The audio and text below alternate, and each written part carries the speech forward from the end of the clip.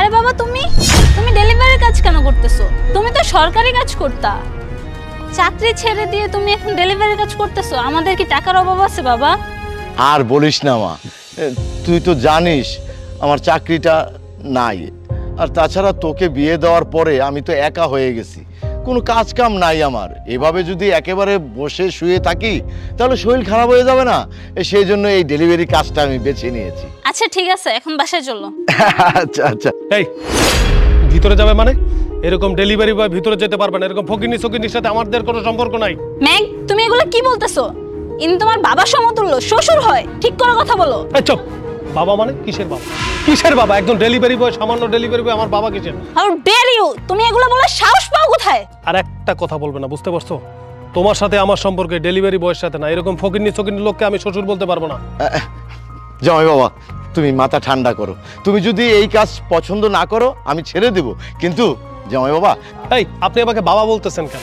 আপনি চাকরি ছাড়লে ছাড়েন, না ছাড়লে না ছাড়েন, তাতে আমার কি? যান এখান থেকে। ঠিক আছে থাকো তুমি তোমার বাসায়, আমি থাকবো না তোমার বাসায়। যেখানে আমার বাবার সম্মান নেই সেখানে আমি থাকবো না তো।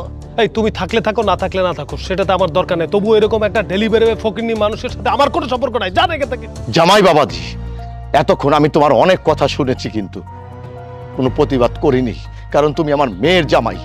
কিন্তু বাবা তুমি এখন কিন্তু সীমা অতিক্রম করেছো, তুমি আমাকে অপমান করছো, গালমন্দ করছো আমার সামনে। আমার মেয়ের সাথে খারাপ ব্যবহার করতেছো। বাবা একটু চিন্তা করো তো, বাবার সামনে যদি মেয়েকে এইভাবে গালমন্দ করো, এরকম খারাপ ব্যবহার করো, তাহলে বাবার মনে তো কষ্ট হয়। আচ্ছা আচ্ছা, ওয়েট।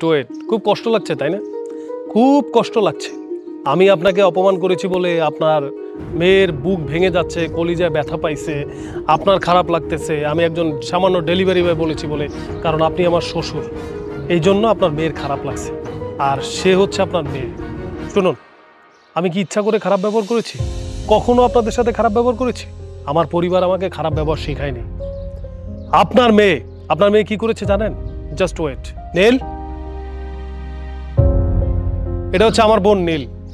ও একটু সহজ সরল, ভার্সিটিতে পড়ে, খুবই স্মার্টলি পোশাক পরে, এই জন্য আপনার মেয়ে ওকে নির্যাতন করে, এমনকি ওর চুলের মুঠি ধরে ওকে মারে। এত বড় একটা মেয়েকে আপনি চিন্তা করেন। আমি মুখ বুঝে এতদিন সহ্য করেছি যে ওকে একটা উচিত শিক্ষা দিতে হবে। আজকে যখন আপনাকে এখানে আসতে দেখেছি তখন আমি প্ল্যান করেছি যে আজকে ওকে বুঝিয়ে দেব। আপনি বুঝতে পারছেন আমার বোনের সাথে ও যখন খারাপ ব্যবহার করে আমার কতটা খারাপ লাগে? আপনার সাথে খারাপ ব্যবহার করেছি দেখে আপনারও খারাপ লেগেছে, আপনার মেয়েরও খারাপ লেগেছে। আপনার মেয়েকে আপনি বুঝান, আপনার মেয়েকে আগে মানুষ বানান, তারপর আমার সাথে কথা বলতে আসেন। হ্যাঁ আঙ্কেল, ভাইয়া ঠিকই বলেছে। ভাবি প্রায়ই আমার সাথে খারাপ ব্যবহার করে, আমাকে মারধর করে। আঙ্কেল আমি তো এখন ইউনিভার্সিটিতে পড়ি, আমি বড় হয়েছি। এখন ভাবি যদি আমার গায়ে এরকম টর্চার করে তাহলে কার সহ্য হবে বলেন? আমি শুধু চুপ করে থাকি, শুধু আমার ভাইটার মুখের দিকে তাকিয়ে। ছি ছি ছি ছি ছি ছি, আমি বিশ্বাস করতে পারতেছি না আমার মেয়ে এমন। আমি তো তোকে এই শিক্ষা দেইনি মা। হ্যাঁ, ছোটবেলা থেকে আমার আদর্শে আমি তোকে মানুষ করেছি, আর তুই জিয়ারির সাথে এরকম ব্যবহার করছিস? ছি, কেন রে কেন? ওকে তুই ছোট বোন মনে করিস না? ম্যাগ আমার ভুল হয়ে গেছে, তুমি প্লিজ আমাকে মাফ করে দাও। আর নীল তুমি আমার বোনের মতো, আজকে থেকে তুমি আমার ছোট বোন। আমি আর কখনো তোমার সাথে এরকম করব না। ম্যাগ যখন আমার বাবার সাথে খারাপ ব্যবহার করছে তখন আমি বুঝতে পারছি নিজে আপন মানুষের সাথে খারাপ ব্যবহার করলে কতটা কষ্ট লাগে। ম্যাগের এতদিন কতটা কষ্ট লাগছে, আমি তোমার সাথে এরকম ব্যবহার করছি। আমাকে তুমি মাফ করে দাও প্লিজ বোন।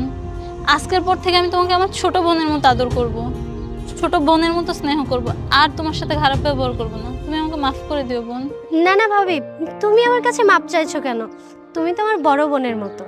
মা মারা যাওয়ার পরে চেয়েছিলাম তুমি আমাকে মায়ের আদর দেবে, তুমি আমাকে বোনের আদর দেবে, কিন্তু সেটা তো আর পাওয়া হয়নি। বাট আলহামদুলিল্লাহ এখন তো তুমি আমাকে মেনে নিয়েছো।